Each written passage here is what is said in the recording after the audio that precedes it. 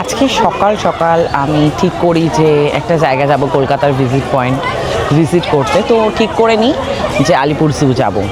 এখন শীতের মরশুম, সবাই আলিপুর জু যাচ্ছে আর অনেক রকমের অ্যানিমেল এসছে, সেটাও আপনাদেরকে ঘুরিয়ে দেখাবো।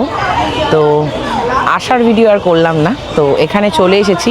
এখানে টিকিট প্রাইস হচ্ছে পার হেড 50 টাকা করে, আর খোলা থাকে 5টা অবধি, আর এটা ওপেন হয় সকাল 10টায়। তো এরপর আপনাদেরকে পুরোটা আমি ঘুরিয়ে দেখাবো, তার জন্য ভিডিওটা স্কিপ করবেন না, পুরোটা দেখতে থাকুন। আর চলুন দেখাই আজকে আপনাদেরকে আলিপুর জুতে এই মুহূর্তে কি কি অ্যানিমেল রয়েছে। চলুন যাওয়া যাক।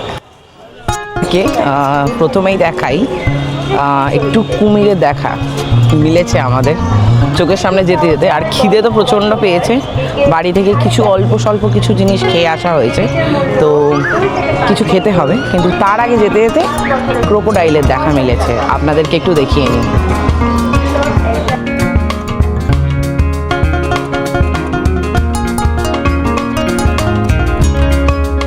ক্রোকোডাইল দেখা হয়ে গেল, আর আমার সাথে বেরিয়েছে আমার বোন, এই যে অন্বেষা। আপনারা এর আগেও দেখেছেন আমার সাথে ভিডিওতে ওকে। তো চলুন এরপরে দেখা যাক আর কি কি রয়েছে, যেতে যেতে কথা। ভারতের প্রাচীনতম এবং কলকাতার অন্যতম প্রধান পর্যটন কেন্দ্র আলিপুর চিড়িয়াখানা, যেটি 1875 সালে 24শে সেপ্টেম্বর প্রতিষ্ঠিত হয়। 1876 সালে 1 জানুয়ারি প্রিন্স অফ ওয়েলস সপ্তম এডওয়ার্ড আনুষ্ঠানিকভাবে এর উদ্বোধন করেছিলেন। তারপর এই আলিপুরের চিড়িয়াখানা পশু সংগ্রহশালা হিসেবে সকলের কাছে পরিচিত। আর সমস্ত কিছু থাকবে আমার ব্লগে আজকে চিড়িয়াখানা নিয়ে। তো এখানে কি কি এই মুহূর্তে অ্যানিমেল রয়েছে সমস্ত কিছু থাকবে, আর তাছাড়া আমরা আর কোথায় কোথায় যাচ্ছি সমস্ত কিছু থাকবে। আর আপনারা যদি আলিপুর জু আসতে চান কিভাবে আসবেন তারও কিন্তু ডিটেলস শেয়ার করে দেবো আমি আমার ব্লগের মাধ্যমে। তো তাই জন্য আপনারা স্কিপ করবেন না, পুরো ব্লগটা দেখতে থাকুন। আমি আর আমার বোন সকাল সকাল উঠে বেরিয়ে পড়েছি চিড়িয়াখানা ভ্রমণে।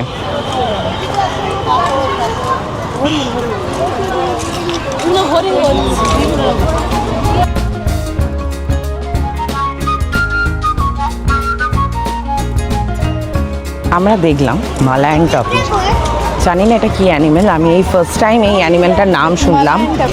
আর এটা আমি আগে দেখিও নি, আর যে এর আগে আমি গেছিলাম দার্জিলিংয়ের জুতে, সেখানেও কিন্তু আমি এটা দেখিনি।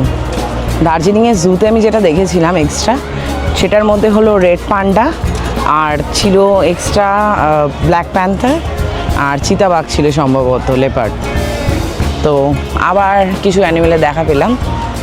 এটা হরিণের কিছু অন্যরকম কিছু হরিণের জাত হবে হয়তো, দেখাচ্ছে। Barking deer.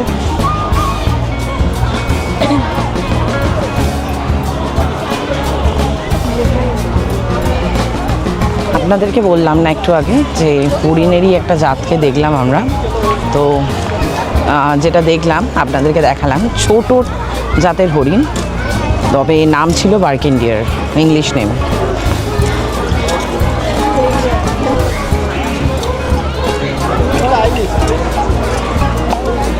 আবার হরিণে দেখা মিলেছে, দেখাচ্ছি। এটা আবার অন্য প্রজাতির হরিণ।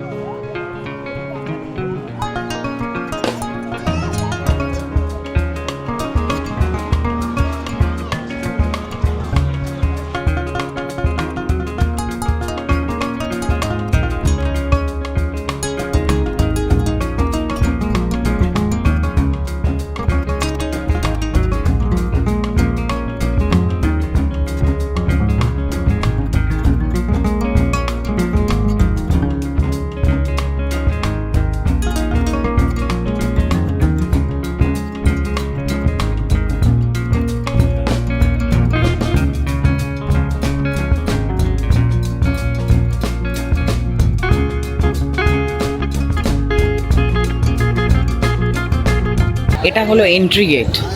আমরা ওই গেট থেকে না ঢুকে আমরা অন্য গেট থেকে ঢুকেছি, আমরা ঠিক ব্যাক সাইড থেকে ঢুকেছি। চলুন, এন্ট্রি গেটের সামনে এসে গেছি, এরপর আপনাদেরকে ঘুরিয়ে দেখাচ্ছি খুব ভালোভাবে চিড়িয়াখানাটা। আমরা এখন এসে গেছি জু রেস্টুরেন্টের সামনে, দেখি এখানে কি পাওয়া যায়। খিদে পেয়েছে ভীষণ জোর, কিছু খেয়ে নিয়ে আবার শুরু করছি।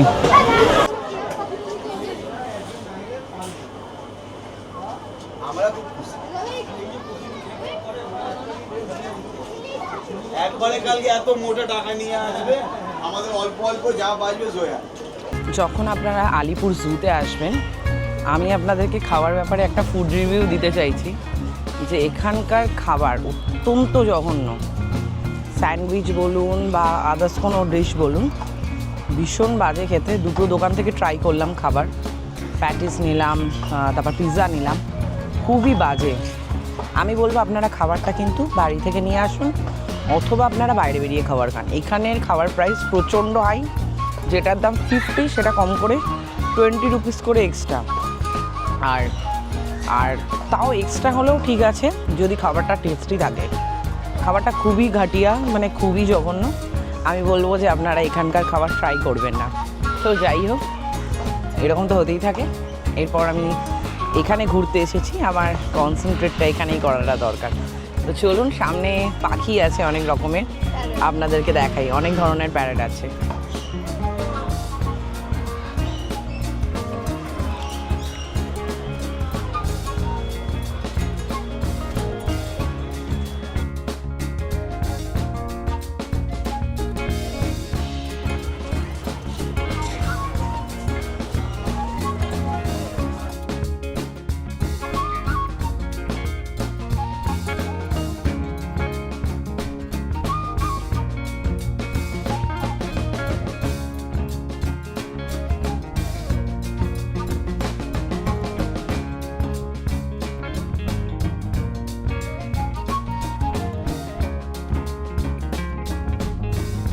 এখানে একটা জিনিস বুঝলাম, বাঘের দেখা পাওয়া আর কোনো সেলিব্রিটির দেখা পাওয়া সেম।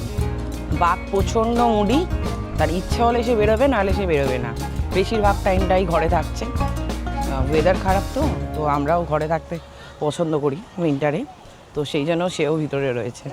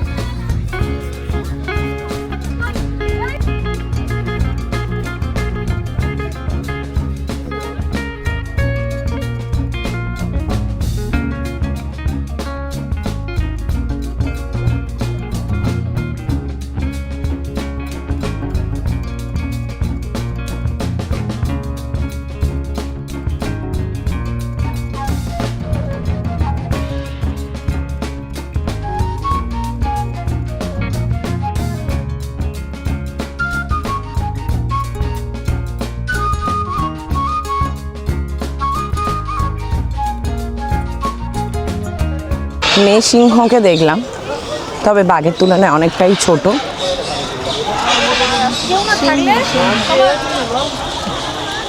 ওই জন্যই তো বললাম যে মেয়ে সিংহ মানে সিংহী। এরপর দেখি আর কি, এদিকে সম্ভবত হিপোপটেমাস রয়েছে, হিপো।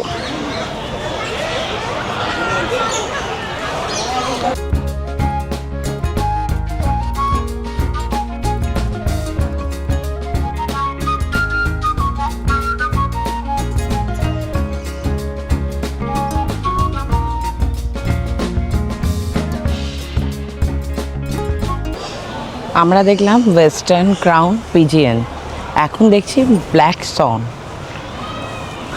কালো হাঁস।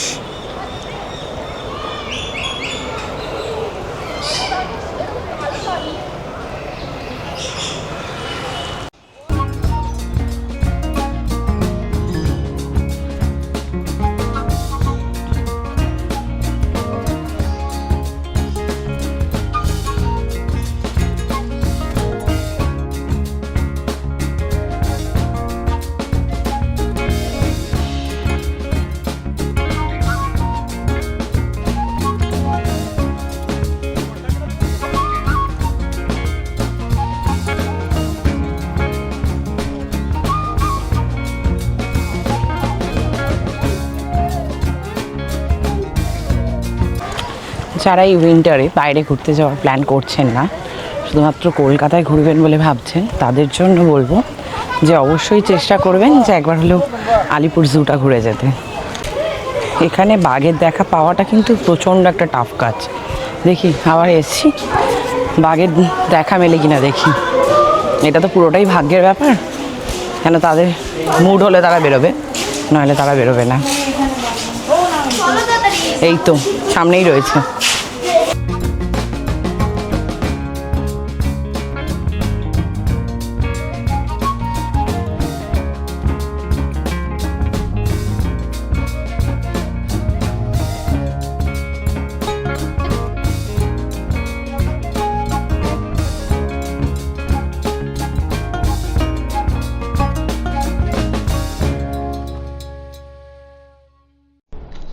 আলিপুর চিড়িয়াখানা ভারতের প্রথম এবং প্রাচীনতম আনুষ্ঠানিক চিড়িয়াখানা। এর বিস্তৃতি প্রায় 46 একর জমি নিয়ে। ভারতের গভর্নর জেনারেল লর্ড ওয়েলেসিস 1800 দশকের শুরুতে ব্যারাকপুরে গ্রীষ্মকালীন বাসভবনে একটি ছোট ব্যক্তিগত চিড়িয়াখানা তৈরি করেছিলেন। পরবর্তীকালে ব্রিটিশ সরকারের তৎকালীন লেফটেন্যান্ট গভর্নর স্যার রিচার্ড টেম্পেলের উদ্যোগে এই সংগ্রহটি কলকাতার আলিপুরে স্থানান্তরিত করার সিদ্ধান্ত নেওয়া হয়।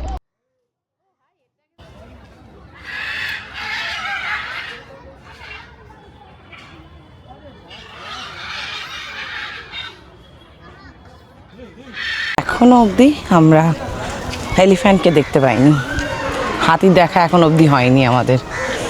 খুঁজছি, রুট ম্যাপটা দেখলাম এইদিকেই দেখাচ্ছিল সব, কিন্তু এদিকটা দেখছি এবারে এক্সিট গেটের দিকে চলে যাচ্ছে। রয়্যাল বেঙ্গল টাইগার দুটো ছিল, আর তার মধ্যে একটা এই পাশে ছিল, 3 নম্বর যেটা ছিল সেটা হচ্ছে হোয়াইট কালার। অনেক রকম পোজ দিল, মানে অনেকগুলোই বাঘ দেখলাম, প্রায় 4 থেকে 5টা বাঘ দেখলাম। হোয়াইট বাঘটা শুনেছিলাম যে এর আগে মরে গেছিলো, কেন কিন্তু এবারে দেখলাম যে হোয়াইট বাঘটা আনা হয়েছে। কিন্তু আলিপুর জু যখনই আসবেন চেষ্টা করবেন তাড়াতাড়ি আসার, তার কারণ হচ্ছে এই পুরোটা ঘুরে দেখতে, তারপর এখানে কিছুটা সময় কাটাতে তো আপনাদেরকে হবেই বলুন, তো সেই জন্য সময় নিয়ে আসাটাই বুদ্ধিমানের কাজ হবে।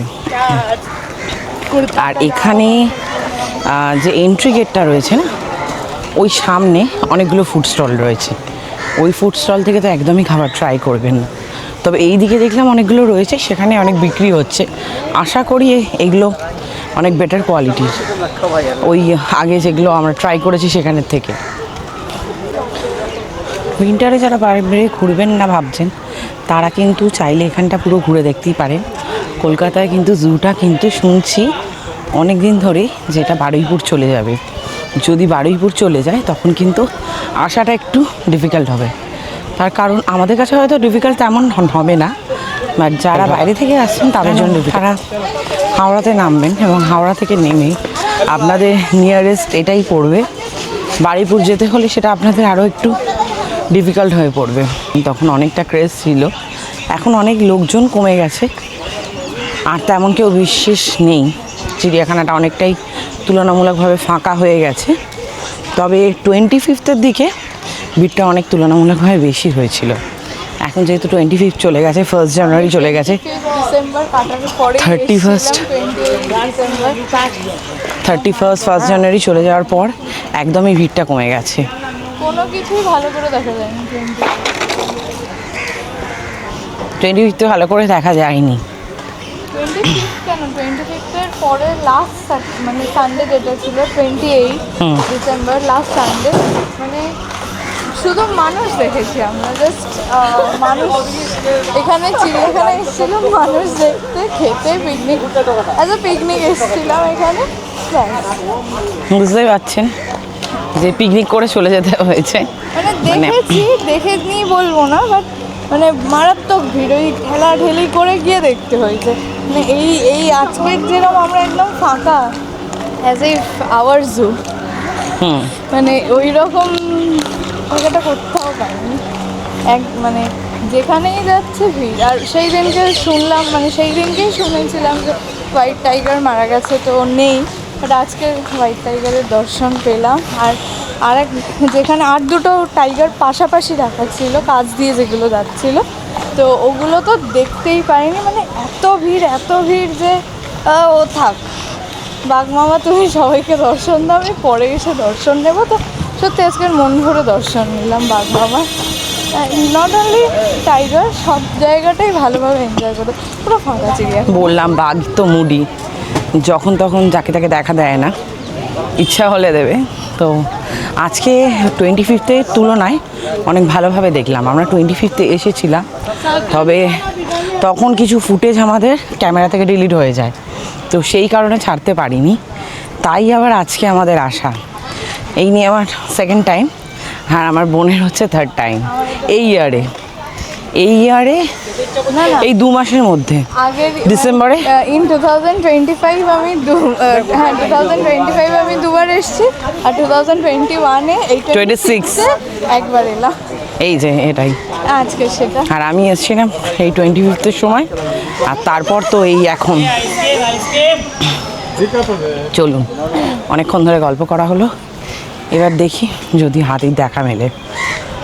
এই চিড়িয়াখানায় এসে কিন্তু অনেকটাই লাভ হয়েছে। প্রথম কথা হচ্ছে, একটা লাভ যেটা হচ্ছে ফাঁকা পেয়েছি আমরা, আর সেকেন্ড হচ্ছে আজকে কিন্তু সব অ্যানিমেল আমরা দেখতে পেয়েছি। অলমোস্ট 3-4 রকমের বাঘ দেখতে পেয়েছি। বাঘ প্রায় 4-5টা রয়েছে, রয়্যাল বেঙ্গল টাইগারই রয়েছে। ট্যুর গাইডটাই আমি। তো এবারে হচ্ছে গিয়ে আমরা এখানে টোটাল 5টা বাঘ দেখলাম, আর তার সাথে শিম্পাঞ্জির দেখা কিন্তু পাইনি, বলেই দিই আগে থেকে। প্যারেট দেখলাম অনেক ধরনের, ম্যাকাও দেখলাম, তারপর এখানে হাতি দেখলাম, কিন্তু খাবার দিয়ে দিয়েছে হাতিগুলোকে। এখান থেকে একটু বেটার দেখা যাচ্ছে, দাঁড়ান দেখাই আপনাদের।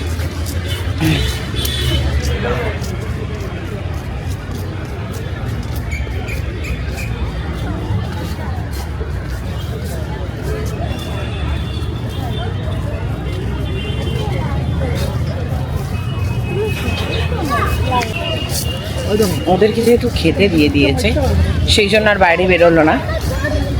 জেব্রা দেখলাম, জিরাফ দেখলাম, এবং তার সাথে বিভিন্ন রকমের পাখি, বাঘ, মেয়ে সিংহ, ছেলে সিংহকে দেখার সুযোগ হয়নি, শিয়াল দেখতে পেলাম।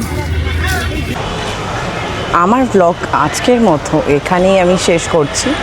আবার খুব তাড়াতাড়ি নিশ্চয়ই কলকাতার কোনো ব্লগ নিয়ে হাজির হব আপনাদের কাছে, তো সেই জন্য কিন্তু চ্যানেলে অবশ্যই চোখ রাখুন। আজকে আলিপুর জুটা কিন্তু আমরা বেশ ভালো এনজয় করলাম, বলবো আপনারাও কিন্তু এসে ঘুরে যান, আপনাদের বেশ ভালো লাগবে। বাচ্চারা এখানে খেলছে, খেলাধুলা করছে, খুব ভালো লাগছে। এই উইন্টারটাই তো আপনারা আসবেন, গরমকালে খুব একটা কেউ আলিপুর জুতে আসে না, উইন্টারেই আসে।